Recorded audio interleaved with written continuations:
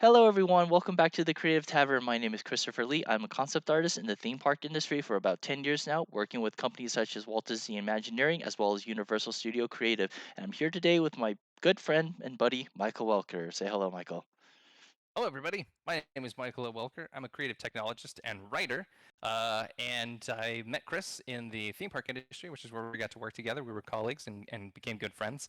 And recently, we found ourselves in between big theme park project jobs and said, "Hey, why don't we do a creative project together, just the two of us?" Took us about 6 months to figure out what that would be. We eventually settled on making a video game, which we I think I lost Michael there for a little bit. So if you guys can give us a little bit of a moment. give me a second here to reset, get back onto the Twitch stream. Thanks, King Cass, for letting us know. We are all back. Yeah, we're back now. Excellent. Yeah. Man, what a perfect like this never happens. And of course it's the one time that it's like, "All right, Michael, you're taking over. You need to carry the load for this one." And this is the one time that it's like, "Oh, random internet problem." Yeah, stupid internet. Um Anyway, as I was saying, the Creative Tavern created Yeah. as a place for creative folks to come together, to inspire one another, to encourage one another, to learn from each other, Mm. and also so that way you could see us do some creative projects and hopefully learn a thing or two and or be inspired. Normally, I would hand it back to Chris to tell a little bit more about this, and I'm going to do that. But I tried to talk a little bit more about the Creative Tavern, so you didn't have to, Chris, in case you wanted to keep it a little bit brief. But if you have anything else you want to add, feel free to jump in now. Yeah, sure. The Creative Tavern more or less was created for people like me, people for like Michael, anyone who is creative and or not creative. Anyone who just wants to be in on the whole process of creating stuff and sharing stuff. So every Sunday we look at all your guys' work. If we have a Discord, and and if you like to show off your work to us, if you want to share your work to the world, feel free to join the Discord, and we will be more than happy to take a look. And it's every Sunday is when we take a look at all the stuff. So there's some amazing work that we've seen every single Sunday, like the painting that Gentleman Heavy does, Captain Blue Blue does with his art, and some doll making by Pirate Princess, and it's very very cool. We have like a whole range of people that's in this community, and I love it here. And special shout out to King Cass, he's always here, supporting us and supporting my channel as well. So very very happy to have you in here, King Cass. And yeah, yeah. So I'm gonna hand it back to you, Michael, and I'm very, very excited to see and hear what you have to say tonight. Sure, my pleasure. So,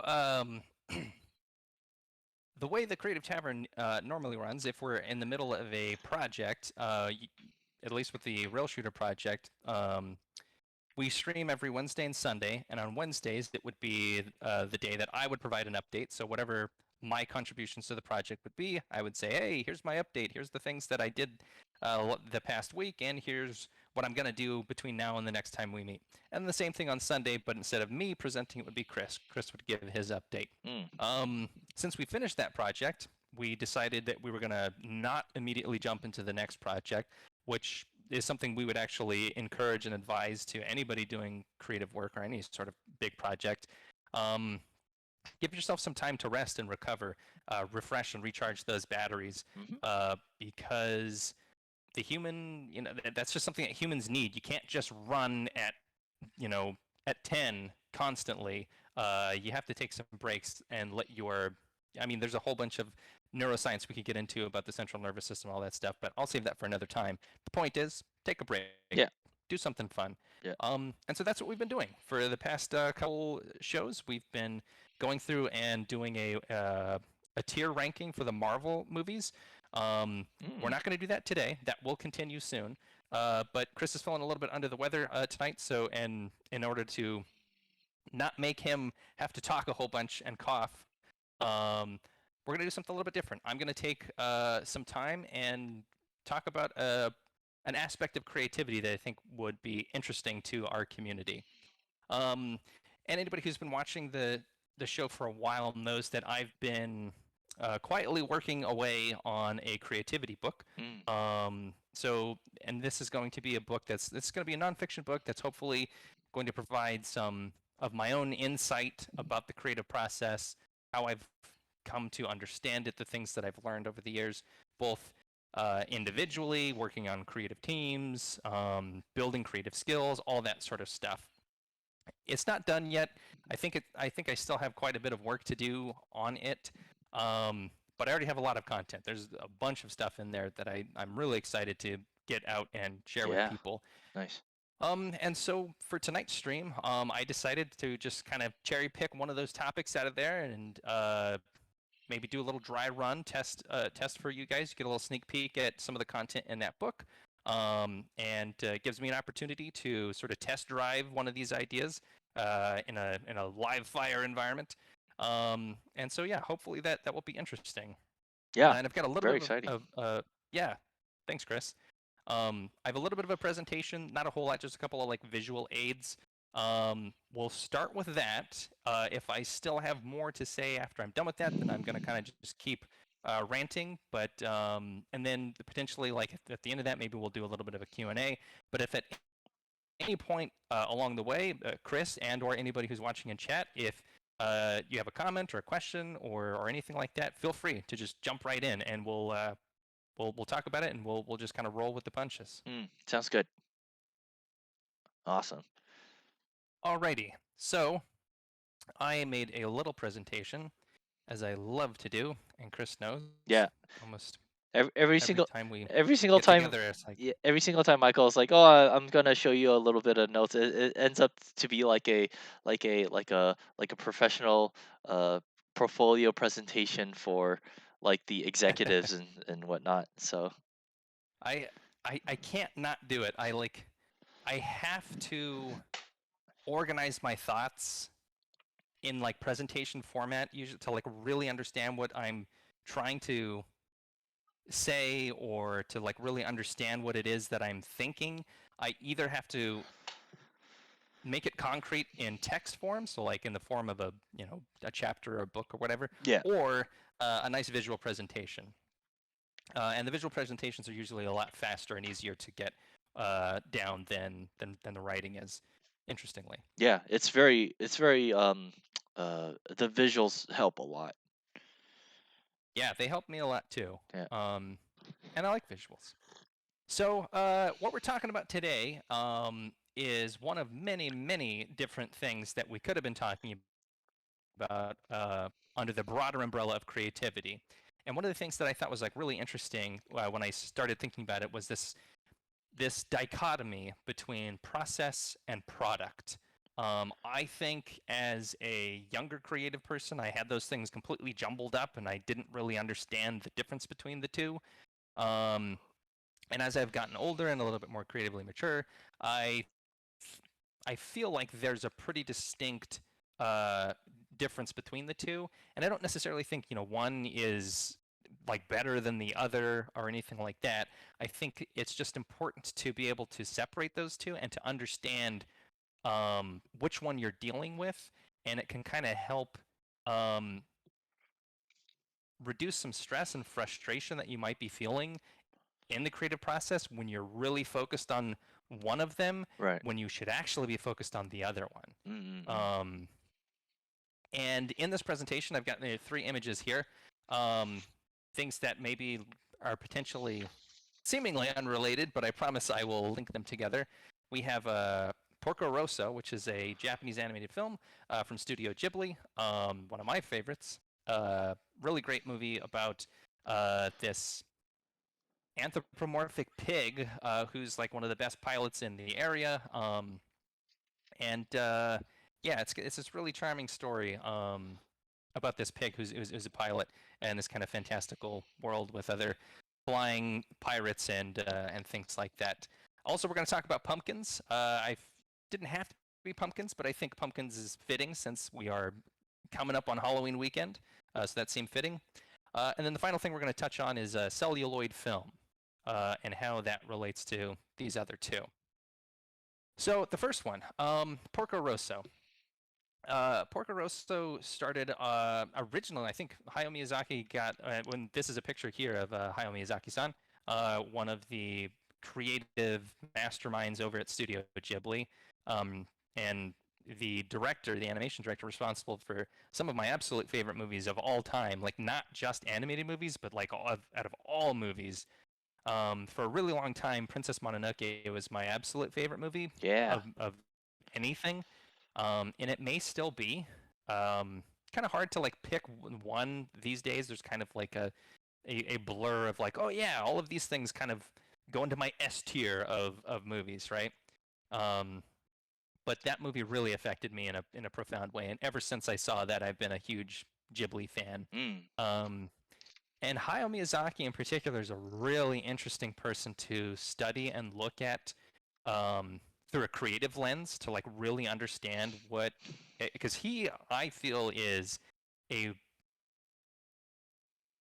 about as pure of a creative personality as you can get. So much so that, and this is something that I sometimes grapple with, and nowhere near as much as he does, but you can kind of see it in a lot of creative folks that they almost seem tortured by their creative inklings. The Mm. thing that draws them to create, sometimes it seems like it's a it's a pain that they're trying to escape.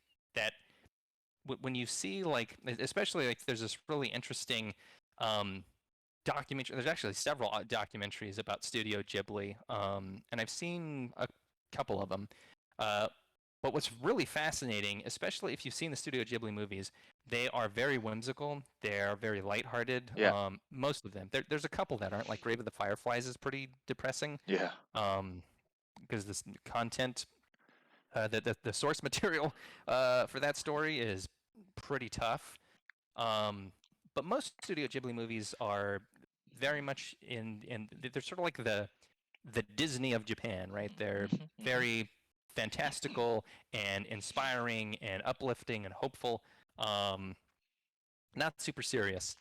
And you would kind of expect that Studio Ghibli, especially Hayao Miyazaki, would embody that. He would, I would imagine him to have the same kind of charismatic, super happy personality that somebody like Robin Williams had, where Mm. every time you see that guy, he's just like bursting with joy. Um, and of course, well, I mean, that's a whole side tangent, but um, poor Robin Williams was actually really struggling with a lot of, uh, Depression. yeah, some really serious demons. So he's Yeah. probably another person that if I spent time looking at would fall into this category of like the tortured creative. Mhm, mhm. But you would expect him to have this like really profoundly like positive and hopeful and whimsical personality, but he's pretty stoic and honestly grumpy. Like I think he's pretty grumpy most of the time. Um, but he cannot help but make these movies and to draw constantly and to just get these visions out of his head and onto paper. Um, and so yeah, so Miyazaki's a really interesting character, and I really like looking into him to gain sort of like insight into what life is like for certain professional creatives. Um, and one of the things that's really interesting to me that relates to this process versus product idea is when I look at something like Porco Rosso, for a long time, and for like a lot of movies, for a long time, I just couldn't get out of my head the belief that this was the result of one man's work. And even in this discussion right now, in order to be able to talk about this, I've got Hayao Miyazaki here, and I'm talking about him as the creator of this. But that's just not accurate. And in this quote that I dug up from him, this is actually a quote where he was interviewed and he was talking about that, like the creation of Porco Rosso and how it came to be, because it originally was just this idea that he drew in this sort of like short little comic story that you're seeing on the left-hand side here with these tanks and this like pig character. I think he did this for a magazine, and that's all it was. It was just kind of this interesting little idea. It was like, oh yeah, there's like this pig, and he like leaves his command, builds the tank, and then goes on this little adventure. But that idea kind of like stuck with him, and he, later it really grew on him, and he wanted to develop it more and wanted to make it into a movie. And this Mm. is what he said about that. He says, the truth is that I am happy when I write stupid stories of planes and tanks in magazines like Model Graphics. But animation requires enormous teamwork. A movie can only be made by an organization, and it is difficult to get them to work on a frivolous project. So sometimes I dream of making a stupid movie with my own money, a video, OAV, that wouldn't even allow me to recoup my expenses. Now, the thing that's really interesting about this particular quote, as it pertains to what we're talking about today, is that part in the middle there, that where he's talking about animation requires enormous teamwork, and a movie can only be made by an organization. It's so true, and Yeah. in fact, on Porco Rosso, I think they started making this movie. Actually, I've got some notes here. Let me dig those up so I can get this accurate. Yeah, they started in March of 1991 and released the film in July of 1992. Oh So a wow, little over a year, which is pretty fast for that's an very animated movie. fast. Wow. Um, and there were about 250 people on the project. So even though it's really easy to look at a Studio Ghibli movie, especially one directed by Hayao Miyazaki, and go, that's a Miyazaki film, it's not just him. There's a whole bunch of people who are involved in the process. And I think being on the outside, especially if you're not directly working in that industry or you're not in any sort of like creative capacity at all, it's easier for media and for other people to talk about content as though it was made that by that one person. It's so much easier for us, just in general, like social discussion, to be able to say, "Oh yeah, this guy did that," because it's really difficult to like. It would be impossible to have a conversation about the making of Porco Rosso if you had to talk about all 250 people who are involved, equally in balance and Hmm. remember all their names. Sure. Human brains just can't do that. So I think we tend to really oversimplify and assign so much weight to a single person. But even, this person himself, Hayao Miyazaki himself, says that, he had this idea and couldn't get it into a film without the help of a company, of an organization, of a studio with literally hundreds of other people working for more than a year in order to make this thing. And the reason that applies to like what we're talking about with this like process and product thing is the distinction is that the film is the product and the process is something completely different. The process isn't necessarily about making the movie. It's about bringing together a group of people who can do certain activities, the result of which, the byproduct of which, is the product that you're trying to get. And it's only by focusing on the process that you can actually get these really amazing creative products.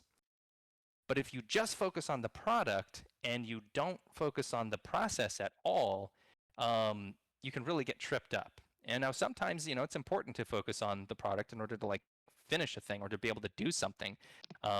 Because if your process is like, let's take writing, for example. In writing, the process is showing up every day at the computer and typing in words. Or if you're old school, you can write by hand on a notebook. But the process is actually taking words that are in your mind and capturing them in a concrete medium, either digitally or on paper in some capacity. That's the process. If you do that long enough, if you write enough of those words, and then maybe go back and do another process of editing, reading them and revising them, that process will just naturally result in a book or a novella or a poem or whatever it is that whatever type of writing you're doing, it will result in that kind of a product. Same thing if you're an artist, if you're drawing, putting lines and shapes and colors onto capturing them in some medium, either digital or physical, results in a picture, in an image, in a painting. But what's crazy is the more that you can make that and you don't even have to, like, you can be an amazing artist and never make this distinction, never actually think about this at a high level, because it just, if you do a thing enough, you, in your bones, you just learn to do it. You just like, well, this is just what I do, and this is what happens. But the lost my train of thought. But I think what I was trying to get to is basically that focusing on the process can often result in really great products because that's where you are working on anatomy, trying to get better at perspective, things that themselves don't actually result in getting like a really nice product. You're not like trying to draw an image of, you know, a barn in perspective for the sake of like having an image. You're doing it just to practice. And that's one of the, like, there's a really great book by Seth Godin called The Practice, which talks a lot about this, it really, and how important that practice is. And one of the things that he talks about in the book that I think is like an adjacent idea to what I'm talking about here is that you do a practice, but you also ship things. So you don't just keep working on something forever, and you don't keep it to yourself. You actually need to share it with the world. So there's kind of this dichotomy, this balance between product and process. Focusing on the product, which then the byproduct of which are these products, and not getting hung up on trying to make a product and for it to be super perfect, and forgetting about the process that it takes to get there. It's this really interesting dance that we kind of have to do, which is why I like the metaphor of pumpkin farming. And so how does this relate? I like to think of this product and process comparison to be like farming. You can imagine the farmer, if he wants to have a pumpkin that he can sell you or give to you, he can't just, you know, snap his fingers and bam, the pumpkin comes into existence. No matter how hard he like thinks about exactly what he wants the pumpkin to look like, the shape of the stem, the color, the size, the number of like ribs that it has. He can't engineer that into existence. Unless he's a wizard, has some kind of magical pumpkin conjuring ability that I don't know about. At least farmers in this reality, there's only one way to grow pumpkins. You have to do the process of farming, which results in pumpkins growing. You're not actually making them grow. You're just creating an environment and doing the actions, tilling the land, putting the seeds in the land, fertilizing, watering, getting rid of the pests, making sure there's plenty of sunshine, which you can't really control too much other than like making sure you plant in the right season and in the right geographic location. And then hopefully, the universe takes care of the rest of the sunshine for you. But the point is, I think a lot of creative work is much more like farming than it is like hunting. Whereas with hunting, you pick a target, you've got prey, you go out there and then you slay it, and that's it. It's done and over with. Now, I certainly could make the metaphor of hunting work for the creative process, and if anybody prefers that, by all means.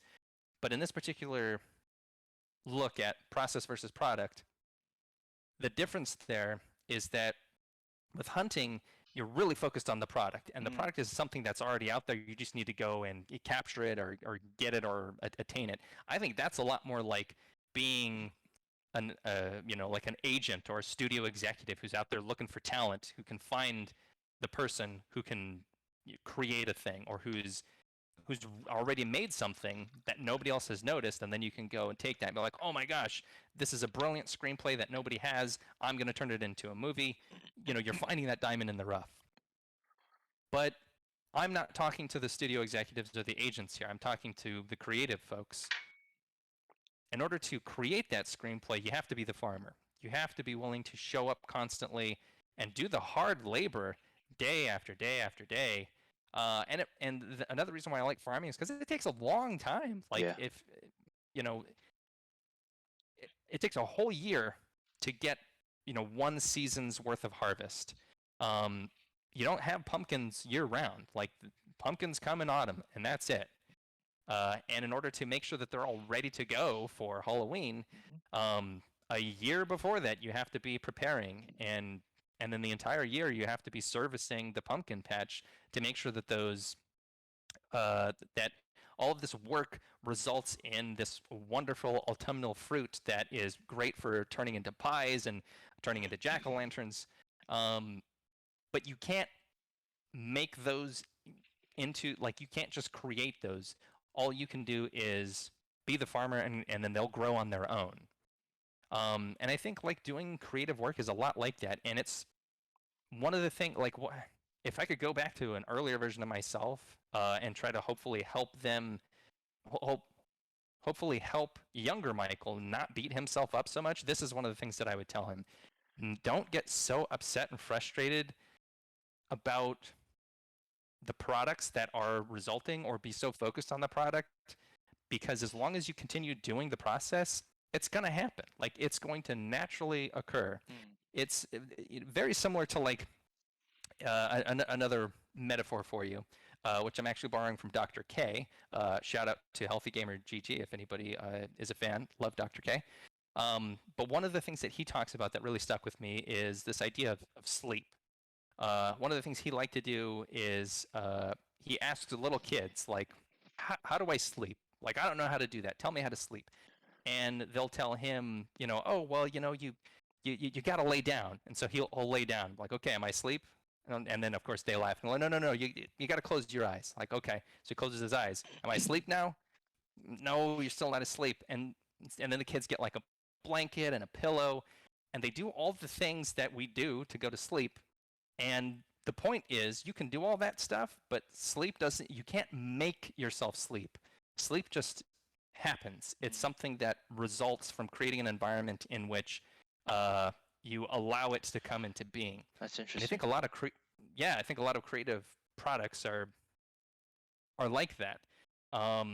As long as you're focusing on the process and not getting angry about the product, like, if the farmer goes out into the field and is like shouting at the little seedlings, that's not going to do anything. There's no amount of frustration you can throw at it that's really going to help, Mm. unless you take that frustration and turn it into motivation and into energy to continue the process and continue doing the hard work of farming those pumpkins, being the farmer. Mm. Be Michael, the farmer, and the pumpkins will come on their own. Yes. can I ask you a question? Like, Sure. that's really interesting how you're talking about like farming versus hunting. Like, whenever I'm doing like art, let's say, like for example, my tarot cards, I know there are 78 cards I need to create, more or less. Like, I gotta hunt it down and just have, make my will be done, and it's definitely not very passive. So for me, at least, it's always like I have to attack it. I gotta hunt it. I gotta draw like comps. I gotta do XYZ in order to get exactly what I want. And if I don't do it, then it'll never come to pass. Can you explain that?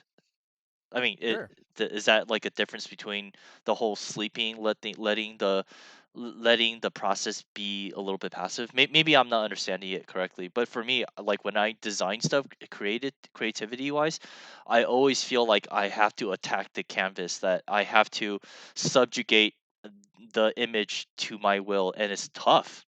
It's tough. It's very tough. No, yeah, you're getting like right at the heart of this challenge, this difference between the process and the product. And I think, there's a certain, like, on one end of the spectrum, like the far end of the process spectrum would be like, I just do the work. Like, let's say I'm a writer, I just write words, not for any, like, not towards any purpose, not towards a book. I'm just writing what's in my head. I never take these and compile them into something that I can release to the world. I just write into the, like, even more severe. I write, I write these words and then I throw them away every day, and so they're just gone. That's completely focused on the process. You don't have anything to show for your work. There's no product at all because you're actively destroying it every single day, Mm. and you have no goal of like what you're trying to do. Um, for the farming metaphor, I would say this would be like roughly the equivalent of a farmer who is just like, you know what? I'm gonna drive the tractor through this field today. And then some other day it's like, I'm gonna go and water this random location. Um, he's doing all the farming stuff, but it's not organized in any way around some kind of goal, whereas the pumpkin patch farmer, there's some control there. There's some parameters around the product that allow his work of the process to result in the end goal that he's trying to get to. Yes, he still can't manifest pumpkins magically, but he knows that if I use this seed in this environment and I do these particular activities at this time of year, um, I'm creating an environment and doing this process that will result in the thing that I'm after. Um, on the far other end of the spectrum, just getting like completely focused on the product, um, would be that like magical ability to just like manifest something into existence. And I don't think that really exists. The closest thing we have to that is kind of like what I was saying before about like an agent who can find somebody who's already done a thing, and then just take that and go sell it to other people. Mm. Um, so yeah, I think there is it's not so much that like if you're focusing on product you're doing it wrong, you need to focus on process. And if you're like if you're focusing on process, that's also wrong, you need to focus on doing a thing.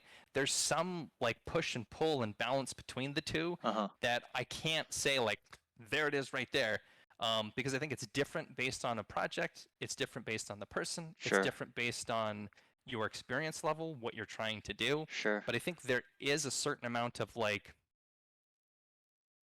n- knowing like what you're trying to grow, and then doing the behavior that you believe will result in growing that stuff. So like in the case of, doing tarot cards, I'm going to do this tarot card that, the theme of which is the world or whatever. And I've got a rough idea of like what I think the different pieces should be, to make that happen.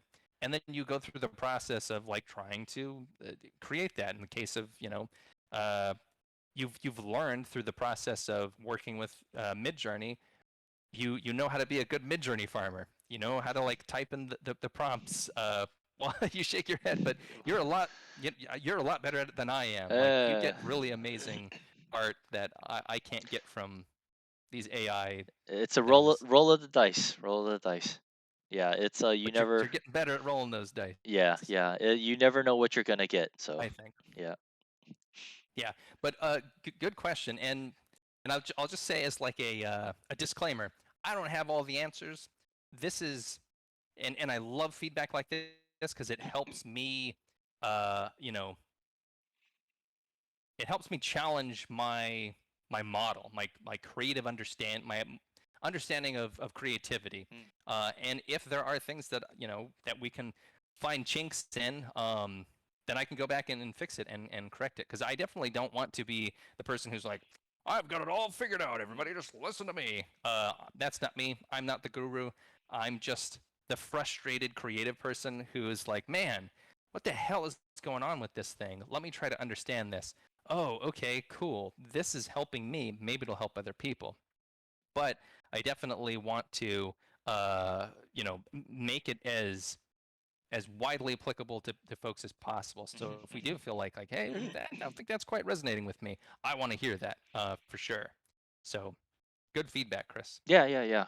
I do have some stuff to say about the whole being passive and letting it farm, aka sleeping. It in that sense, I'm trying to think of how it applies to me. Like for example, whenever I am trying to figure out a composition, I would always just, just Mm. scribble, just feel Mm-hmm. it, and it's the concept art phase, right? You just do a lot of doodles, and just get the creative juices flowing. Just draw, just be a whole bunch of lines, and it's not there is no set goals. It's just trying to figure out something to do, kind of like what you and I have been doing Absolutely. for the past 6 months. Like, what are we gonna do together? And then we just figure it Let's out. try this. Let's Exactly. try that. Yeah, What about this? yeah, Hey, I had this neat idea while I was sitting on the toilet. What do you think? right, exactly. And something that it should have been like that. It can't be attacking it, hunting it, and although we were kind of doing that, but we were also doing it in a very passive way, like, oh, let's try this, and then, oh, let's try the other thing, and just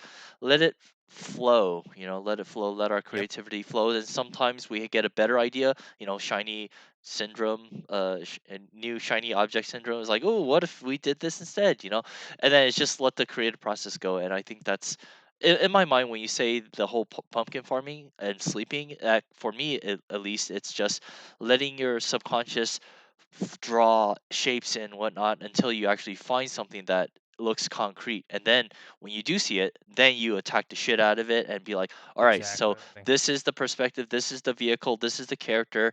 I'm gonna go detail within it. Yep. Yeah. That's the way I'm like taking it from what you're saying.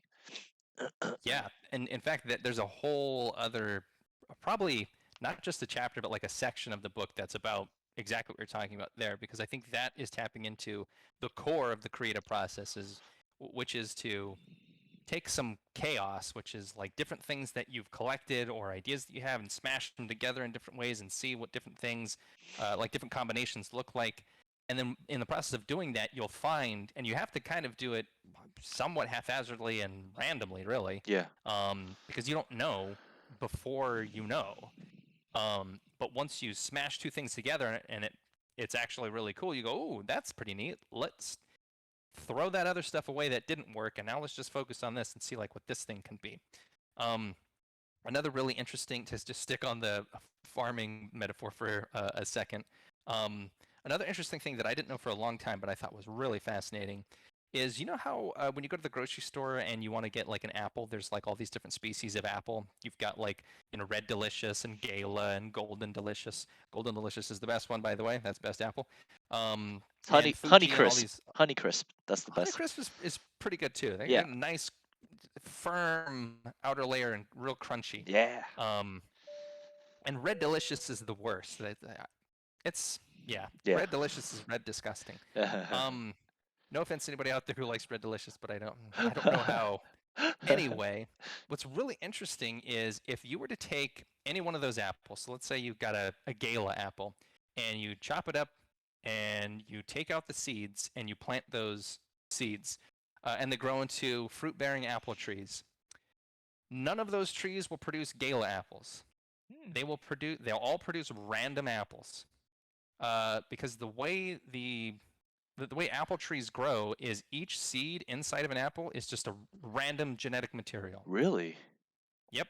So the Wow. only way to create the mass volume of apples that we have is by grafting a branch from an existing tree onto another tree to force that tree to become, uh, like slicing off a branch from the Gala apple tree, putting it onto, let's call it your neutral apple tree, and then that tree becomes another Gala apple tree. Oh, interesting. Um, and so one of the things that's really cool about that, though, and they have orchards that are like this, where they're deliberately trying to come up with new species of apple. So you have these farmers who will take all those seeds, plant a bunch of them, see what grows, and then they just taste test these apples. Some of them are really bitter and powdery, like crab apples, but some of them are really delicious, Mm. which is why occasionally you'll go to the store and see something new, like, oh wow, a jazz apple, never seen that before. Like, where'd that come from? Probably from that process. Somebody was Right. probably experimenting with apples and found one that actually tasted pretty good, um, and then clone that enough times to be able to mass market produce these apples. So again, like, and I think that's actually a pretty close approximation to the part of the creative process that you're talking about, Chris, where it's like you need to do this random combination experimentation. Um, Even in this case, the goal is like, I want another delicious apple that I can provide to the world. And I know the way to do that is by taking these apple seeds and planting them and seeing what grows. But not everything that grows is going to be delicious. You're going to try some stuff and it's not going to work. Sure. But every once in a while, you're going to get something that, hey, that's pretty delicious. I'm going to go ahead and run with that one. Um, so yeah, farming. It's a lot like creativity Mm. in some ways. Okay, so moving on, the last thing I want to talk about is film. And this one I think is maybe a little bit less practical, but just kind of an interesting thing that I've noticed. Um, and I think this kind of like it will at least partially explain, like, this product versus process thing partially explains this phenomenon. And it's basically, I'll go ahead and read the Spielberg quote here, and I'll tell you what I think this phenomenon is. So Spielberg, I think he was being interviewed for a magazine or something like this, And I think they were asking about like his thoughts on digital because so many things were moving away from classic celluloid film and into the realm of digital video. And this is what he had to say. Now, the thing I'm most saddened by is this constant talk about the photochemical process becoming a thing of Thomas Edison's past. There's a magic about chemistry and film. Sure, a digital shot is steady. It doesn't have to ride through the gate of a projector. And sure, it's as clean as the OR in a major hospital. That's exactly what's wrong with it. Film has a molecular structure called grain. Even a still or just a flower in a vase has life because of the grain, because of the molecules in film. Especially if you sit in the first 5 rows of any movie theater, you know what I'm talking about. The screen is alive. The screen is always alive with the chaos and excitement, and that will certainly be gone when we convert to a digital camera and digital projector. I was one of the first people to use digital technology to enhance my films, but I'm going to be the last person to use digital technology to shoot my movies. Now, this is a phenomenon that I've seen in a lot of creative type people. And that is this sort of like clinging to their technology of choice or their like medium of choice, that the medium that they cut their teeth on, that they grew up creating their art in, they become really attached to it. And in a way that's it's kind of like meta or ancillary to the actual thing that they're making. Because when I say Steven Spielberg, most people are thinking movies, and that's how you experience his work. Is like, oh yeah, Jurassic Park. I remember that movie. It was amazing. There was all these dinosaurs, and it was this really fun adventure. But for Spielberg, it's Jurassic Park is the byproduct of the process that he's focused on, which is making movies, like filmmaking. And one of the things that's really interesting about a lot of creative people, and especially about creative filmmakers, and Spielberg is one of them, is once the movie is done and they've gone to the premiere for the movie, they never watch their movie again. Oh. There are so many directors, if you ask them, like, hey, do you go back and watch your own movies? They say no. Wow. Never do. Wow. And I think part of the reason for that is there are a lot of reasons, and there's not going to be one, and it's going to be different for all these different people. But one big reason is they were there the whole time making the thing, and they probably got tired of seeing it over and over again. Especially if you're in the cutting room, editing the movie together, you've seen that scene 1,000 times. Chris and I ran into some of this with the Project Rail Shooter. As much as we love that project and as proud as we are of it, came a time towards the end where we were both really tired of working on the Rail Shooter project. Yeah. And so I'm sure, anybody doing a really long form creative project probably runs into that. But another piece of it, though, is that that's just not that interesting to the creative person. They're so much more interested in the filmmaking process and not so much in the final film, at least the ones that they've made.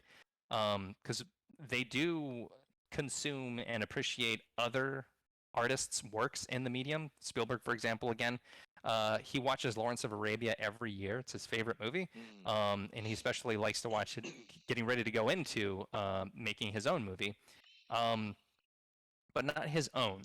And that's kind of a side note. To get back to the point about process, is I think for folks like Spielberg and Scorsese also is another filmmaker, and and I've got a little joke here. David Lynch, he's famously quoted as saying, "It's such a sadness that you think you've seen a film on your fucking telephone. Get real." Where he's talking about people watching movies on their iPhone or Right. iPad or whatever. Yeah. But this for me is, and I don't, I'm not attacking these guys for that. David Lynch is not really my cup of tea, but he's a very talented filmmaker. He has some really interesting things to say about meditation and metaphysics and philosophy and things like that. So I think he's really interesting there.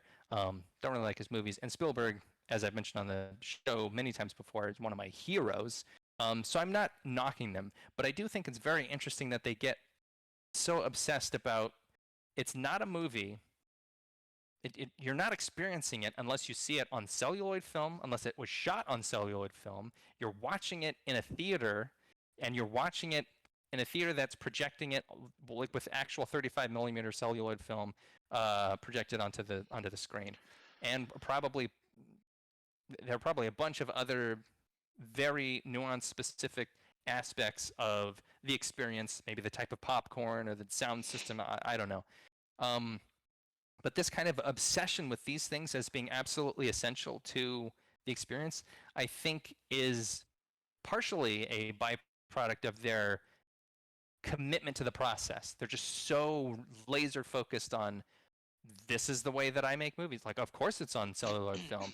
And they've become so immersed in understanding that part of the process that they can't really see doing it another way.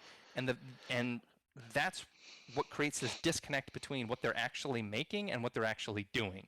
Doing the filmmaking, which is on celluloid film, and when I do that, that's how I see these. That's how I see my work. But for the vast majority of people, it doesn't matter if you watch it in a movie theater or on an iPad or on a TV screen, Right. because for most people, it's not a film. It's a story with Right. characters that happens to have been captured in a two-dimensional moving image format. And so for them, none of that shit matters. Like, who cares if it's shot on 35 millimeter or IMAX or a Sony Red camera, or nobody cares. Right. But these guys do. They care a lot, and I think this is just an interesting phenomenon that I've seen for a long time, and it didn't dawn on me that maybe this until I came up with the process versus product thing, that I was like, ooh, I wonder if that's one of the reasons why these guys get so sensitive about their medium changing, is because the process is changing, Yeah. and the process then results in a different type of product from their perspective, from their very technical perspective. Right. But for the average consumer, the thing is either the same or better than ever, because it's easy, it's more accessible. You don't have to go to the movie theater and pay all this money and step in gum Yep. trying to get to your seat. Yeah. You could do it from the comfort of your home, and when you need to take a pee break in the middle of the movie, you can You hit pause. pause Yep. and not have to go like, I really have to pee, but do I want to miss some of the movie to go to run to the bathroom? Yep. You don't have to do that. So Michael, So can I ask you a yeah, question? Do you feel like this please. is a little bit of because that's the way they did it, they feel like they have what's the word? Well, there's a technical term for it. Gatekeeping. Is that the right term? Like Mm, they want to make sure it's done a specific way because that's how they did it in the past, and they feel like, that's the way it's the right way to watch a movie. Like I to me it feels like from my point of view, you, like, I totally agree with you. It's all about storytelling. You don't have to watch a movie in a theater. I prefer to watch it at home in the comfort of my own space without any annoying ass people, throwing candy around, in the theater and popcorn and yeah. So for me, I think that's kind of um toxic is not the right word for it, but it's just really unhealthy, kind of gatekeeping that they say it's either our way or the highway, right? And I think that's not cool. As technology gets better and better, there are various ways of doing things. Very much so, like with AI generated artwork, right? It's like there are some people saying, "Oh no, that's not the right way to do it." Well, it doesn't matter if you agree with it now. It's here. It's the genie can't be put back into the bottle. It's out there, so people are going to use it. And to me, I think more options is a good thing. yeah, really good insights, Chris. So is it gatekeeping? What do I think? I th- I don't think. Well, so one, we're all human beings, and human beings hate change. Yep. Um, even those of us who, yeah, exactly right. Even those of us who know that, hey, change is actually good, like it can help you grow, Yep. it still sucks. Like, Yep. and I think it's just our brains are programmed that way. The brain is programmed to be like, okay, my job is to keep this organism alive, And in order to do that, we need calories and we need to stay safe from danger. Food is scarce, and so we need to, maximize the amount of intake and minimize the amount of output because we don't know when we're going to get our next meal. So the brain likes to figure out how to do something optimally and then just go on autopilot and be super lazy.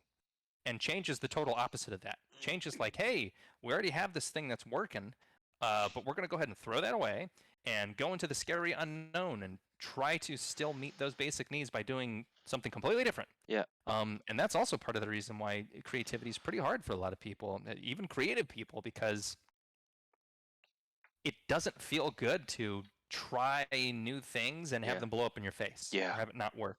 And that part of your brain is telling you, like, hey, man, we already know what works. Like, let's just call Domino's again because that's a real easy way to get those calories and they're delicious. Um, and you can just, go on autopilot and call the Domino's guy. And it's amazing that we live in a time where that's possible. Um, but that's tapping into that primitive part of our brain that really resists uh, change and doing new things. Right. And so I think part of it is just that's just the natural human reaction is this is my thing, this is what I've built my entire career around, my identity, my professional existence is all about this, and now it's being threatened, it's being taken away, it's changing in a way that I am unfamiliar with. So part of it is that. Part of it, though, I think is also that when you spend your entire life and you become, in if you go really far down the rabbit hole in your creative pursuit and you become a true artisan of your craft, you will understand it on such a deep level and have such a deep meaning to you. You'll be able to see things that other people can't see that will have really significant meaning to you. And so for those folks, I believe that David Lynch and Spielberg genuinely feel that you cannot possibly experience a movie the way they understand what experiencing a movie is Yeah. unless you check all those boxes and do it exactly as they prescribe. For most people, if you did exactly that, and then also just watch the movie on your iPad curled up in your bed, and we said like, hey, how much of a difference was that? Like, how much better was the movie? Most people are probably going to be like, oh yeah, I mean, the screen was bigger and it was louder in the theater, and it smelled like popcorn. I like the smell of popcorn, so that was pretty cool. But the movie wasn't any different. It was the same movie. Right. I watched the movie there, and it was the same. I don't think that's the case for filmmakers. I Uh. think for them, there genuinely is something lost when you don't experience the thing that way, and that's because they are they're trying to create and experiencing a totally different thing than what everybody else is. Everybody else is going there for the movie. They're going there for the film, like actually trying to recreate that experience that has become so precious to them and has affected them so profoundly, and they've become so expert at.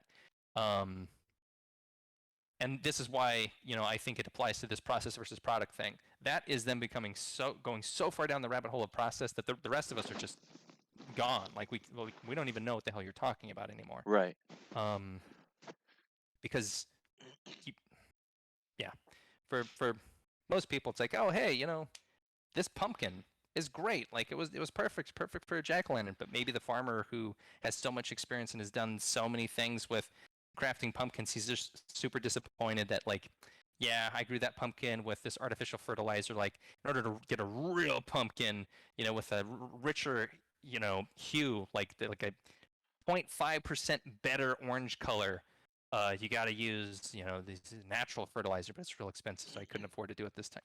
I think it's that same sort of thing Yeah. like, unless you're the artisan, you're not really going to notice. So Michael, like, just it's really interesting. Like, I watched Aquaman on the flight back from Japan Hmm, to US, and there was, that last battle scene. I don't know if you've seen I Aquaman yet. haven't seen Aquaman. There's a last battle scene where there's like, the the red aura versus the blue aura. It's they're just added, right? And it was very very cinematic, very beautifully well shot. What's the guy? Shoot, the Jason Momoa? No, no, no, the director. Who Oh, also directed who also directed Fast and Jack Furious. something, right? He's Asian. I can't remember. Anyways, he did a freaking good I'm job. gonna look it up while So you're so talking. so what happened was during that battle scene, I know the who you're talking about. Yeah, he directed Fast and Furious. He also directed Saw, I think. yeah, yeah, yeah. Of God, his name James is Wan. James Wan. I was Thank you, close. I thank said you. Jack, but it's James. Yeah, thank you. James Wan, amazing director.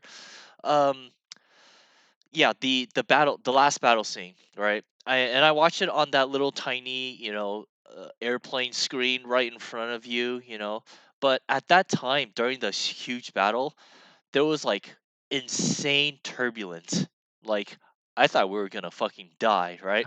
And then, Whoa, really? and then so when I was watching the movie, the camera's like spinning around upside down, barrel rolls, and blue team is shooting at red team, is it's fucking crazy. And then here I am sitting in the chair, going like, you know, in the fucking This is turbulence. awesome. No, no, I was scared shitless, man. I was like, "Oh my god, Oh no. I'm gonna die watching Aquaman." For me, that was an awesome experience. I mean, looking back at it, it was scary, but now that I'm still alive, it was like a 5D experience. I don't know if that's right, 4D experience, 3D experience. Those theaters that have like these chairs Sure, that sure, sure. will move and stuff. Mm-hmm. I had that, and it was, oh my god, it was so fucking scary because I thought I was gonna die. Anyways, Oh that yeah. that was just a little bit tidbit, and that for me, it didn't make the experience any less, scary because I got scared and I thought it was like, oh my god, it's adding to the moment, right? So yeah, Yeah. sorry, fun little tidbit. Yeah, no, great story, man. Yeah, absolutely. Um, and yeah, I mean, like even if you extract even further and go like, sure, going from the big screen in a movie theater to a little screen on an iPad, maybe some things get lost along the way, but I would argue not really that much because when you go from a movie to just a book where there's no images, there's Mm, no sound, there's you can't feel or smell or nothing. It's just words. That's still a really compelling experience if it's a really good story. all right. And for some people, that's better than the movie. Mm, Um, so I mean, now we're kind of getting to the realm of, now I'm going off on a rant about storytelling, but we're getting into the realm of like what makes story so compelling as opposed to, the specific medium that it's captured in. Um, but uh, but yeah. Anyway, that's my rant about process versus product. Look forward to that in the creativity book at some point. But yeah, that's pretty cool. if you have any questions or comments, feel free to let me know. Yeah, yeah, I'm gonna stop sharing now. cool. Yeah, so that was just a little something that I had like written down a while ago and thought like, oh, that's interesting. Let me throw some visual aids here, and we'll kind of talk about it. Yeah, what you But said about the whole sleeping, like trying to sleep, like how do you sleep? It's like, you know, it, it's natural, right? It's very very natural. It's automatic, and yep, sometimes when we design stuff, it's when we try to force it down the throat of the Cintiq tablet, sometimes you just got to walk away and take a little bit of time to uh, yeah, a refresher, right? A refresher, kind of like what you're saying. Like we worked on this game for like 6 months, and then it's like we can't just like stuff our throats down another project. We gotta be, revitalize our mind and recoup a little bit so that we can have a little bit of a better process so that we don't try to keep forcing ourselves, because I know that myself and you, Michael, we're really hard workers. Once we're focused on one thing, we want to finish it. And yeah, and so I never ever thought of it that way. Like designing in a process, kind of like sleeping, where it happens naturally. We got to just let that creative juices flow and not try to force it, because when you force it, you might end up with shit. But when you let it Right. happen naturally, then it's like, oh yeah, wow, this is coming along really nicely. Yeah, and I think another aspect of it too, now that I'm thinking about it, is there's a temporal aspect to it, like time is a factor. I think the longer that you need to work on a thing to complete it, the the more you have to just like give in to the process Mm, and not really focus on the thing. Like, but the smaller the scope is, the more you can focus, like the more you can let go of the process and just focus on making the thing. This might be a terrible example, but I'll float it and you give me feedback if you think it lands or not. But I had written this down. Uh, an example of that would be like if you want to make a bowl of cereal, that's pretty straightforward.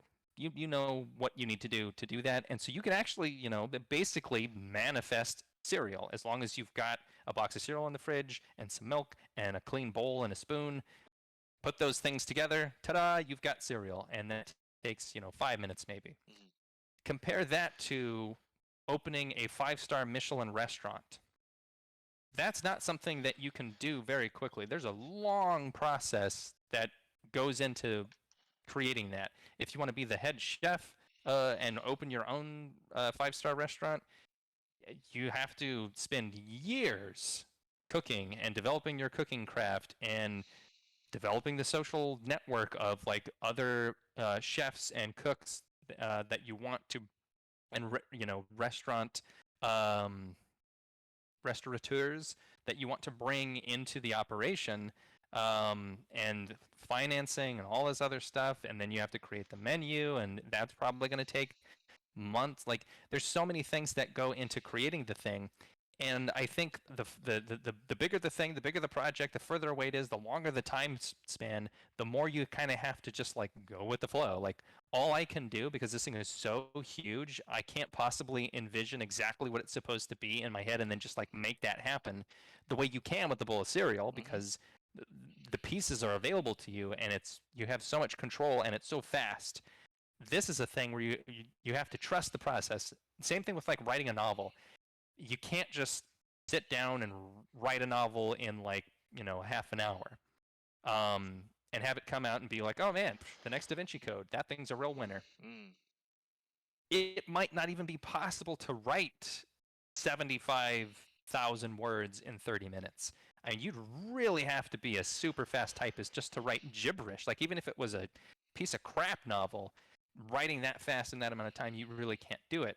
So, the only thing that you can really do with something like a novel is trust in the process. mhm, mhm, Know that, like, I generally want to go in this direction. I know I want it to be like, an X Files style, government espionage thriller. And so when I show up, I'm going to kind of have that in my mind in the same way that the farmer is going to show up and know, like, here are the types of, fertilizer and watering and sun conditions that pumpkins like versus what, raspberries like.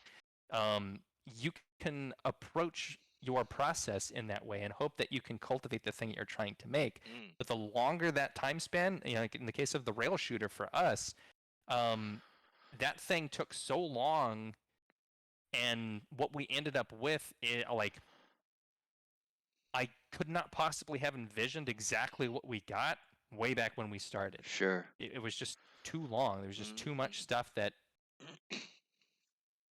needed to arise naturally from showing up and doing the process over a really long period of time. So I think, yeah, there's like a scope complexity and temporal component to this like product process thing, where I think in the case of like art, I think you're a little bit you can actually get a little bit closer to product because you can do a painting in like mm. an afternoon or something. Yeah. Um, but if you were gonna do like a graphic novel, Oh, you yeah. can't hold all of that in your head at once. So Mhm. that's something where you're gonna have to slide a little bit closer to the process side and know like, Right. okay, on a given day, I can focus on like I want a panel where my hero character has got some kind of like crazy dynamic pose and they're fighting the bad guy.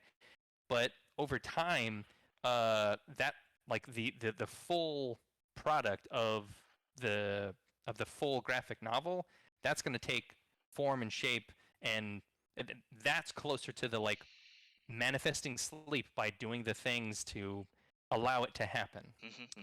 I guess. So, Nice, nice, really well yeah. put, man. Well, this has been awesome, man. I want to hear more. This is great. This is just like a little tiny snippet from your book, you said. That's Yep, cool. I got a whole bunch of other stuff. Yeah, so if that was interesting, I'm happy to do more of these in the future. Yeah, we could do these little like creativity pep talks, and Yeah, we'll see what happens. yeah. Let's talk about this a little bit offline because I definitely Sure. want you to do whatever you can to get your thoughts out and practice or not practice but like just say it out loud and see get feedback and see how it is and yeah I think this is great. I'm learning a lot from you, so this is freaking awesome, man. Thank you so much for doing this. Thanks, man. Yeah, I appreciate the encouragement, and huge shout out to you for being a trooper, even though you got a cold and you're still here, Oh yeah, yeah, yeah, making yeah, the Creative Tavern happen. yeah, So yeah, yeah, we haven't missed a day yet, yeah. and we're still going strong. Yeah, definitely, definitely, man. Yes, we'll definitely talk offline and see if we could continue this your creativity because I think this is really beneficial because people when people listen to this stuff they don't have to feel bad that they can't get it right in one sitting. They can't be like, oh, what the fuck is Oh wrong with yeah. me? I can't think of it, and Yes. they feel Yes. really really discouraged and shit. And I've been there, and it's really frustrating, especially like when uh, it's interesting because when you have all the free time, then you can have all the time and process that you can do. You have all the time to blue sky it and come up with different kinds of versions of your product. But when you're on a strict deadline, let's say you're working at a company, it's like, oh shit, I got 8 hours to figure this out. Then you're, for me at least, you're in like attack mode. You gotta do with what works, and know you gotta use what is already proven because you don't have time to fuck around, right? You don't Right. have the Yep. time to because people are leaning on you to get the shit done so that the whole pipeline is it doesn't stop with you, right? Because Exactly. yeah, and Like, that's I'm in a blue sky exploration mode. I'm gonna figure this thing out. Give me yeah, 3 weeks. yeah, Like, yeah. you have 3 hours, Yeah, sir. yeah, Get it exactly, done. exactly. So, and that's one of the reasons why I don't want to work for other people is I don't want that pressure anymore. I've been in that type of situations where it's like, oh, Iger needs to see this, like, draw it now. I'm like, okay, I'll do it late at night then. That was a Star Wars tent thing that I had to design. It was a Star Wars tent marquee thing, and it turned out fine. But my God, the pressure. So yes, with that said, yeah, the whole process and letting things flow and attacking it, it totally resonates with me when you're talking. I'm just like I'm trying to figure out how I could apply what you're saying to my life, and I think that's good. And I think it's great for other people to listen and to understand it. Yeah, thanks, man. Yeah, thanks for the feedback and thanks for the opportunity to do this too. I mean, it's gonna help me in a lot of ways.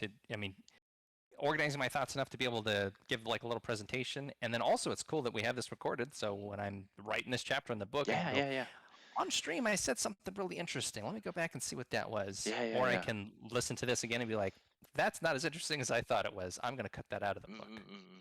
Very cool. Very cool. Well, thank you so much, Michael, for sharing this, and I definitely want to hear more from you in the future.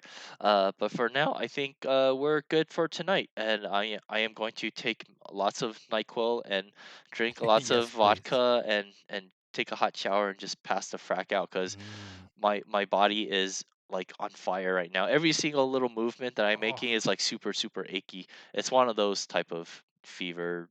It sucks. It sucks. But yeah. yeah, that sucks, man. Yeah. Hi Carol, how are you doing? Carol, hey. Hello, hello, hello. We're actually just wrapping up. Yep, you got us right as we're heading out the door here. Yeah, but so good to see you, man. Carol is actually working on some tarot cards as well. She Oh, is a cool. freaking trooper, man. She's currently doing a whole bunch of tarot cards for her clients, and we've I was it was a long. It was like a week ago when she was on my chat, and I was just trying to encourage her and trying to encourage everyone. Like I said, like everyone, we got to do our own thing. Don't work for other people, because why are they making money off of our products whereas we can make our own products and make our own money, so that's what I want for Carol and myself and you and a whole bunch of other people. Carol says, yeah, we got to do it, absolutely. Yeah, and Carol, tonight we were just talking about like the whole creative process, about like letting things flow and letting things happen naturally versus attacking and getting stuff done, utilizing what we know versus letting our creative juices flow. There's a time and place for everything, and I think Michael did a good job. And we'll definitely be back, talk a little bit more about everything that Michael said. I'm very, very excited about your book, Michael. But for now, if you guys are interested in checking out Michael's book, here it is. Talk a little bit about your book, Michael. Sure. So this is the book that I have out right now. I'm This is different than the creativity book that's in the works and will come out later, probably next year sometime. But this book, Blockbuster Blueprint, is my first book. This is the result of my analysis of more than 200 different stories, blockbuster stories, things like Harry Potter, Star Wars, Mass Effect, uh, books, movies, video games, you name it. I kind of looked at all of it and wanted to know, why are these so compelling? What makes a really good quality blockbuster? And so I wrote a bunch of notes and compiled them all into this book. So if you're a writer or if you're just interested in that sort of thing, feel free to check it out. There should be a whole bunch of really cool stuff in there. Yeah, so that's Blockbuster Blueprint. Yeah, yeah. And on my end, I just want to let you guys know there's still less than 24 hours to get in on my little cute. It's a little bit Woo! it's backwards, but essentially I created a deck of little cuties. They are poker cards, and it's successfully funded. And whoever is interested, who likes cute pandas, penguins, bunnies, kitty cats, and poker cards, they are a manifestation of all those things combined into one. So if you guys like that, feel free to check out my link below. Or actually, here's my link. This is my social link as well as Michael's link as well. If you guys would like to reach us individually, or we're always here every Wednesday and Sundays at 7 p.m. PST. And thank you again, Carol, so much for being here. Carol says, I love these kinds of artist discussions. So cool, Michael. Yeah, and no worries, no worries. We will be back. We will definitely talk more about this stuff. Yeah, so thank you so much, Carol, for being here. Until then, I'm going to go ahead and sign out. Thank you again, Michael. Thank you again, chat. We will see you guys on Sunday, and please post your amazing work in our Discord so that we can take a look on Sunday too. All right, bye guys. Take care. See ya. Bye.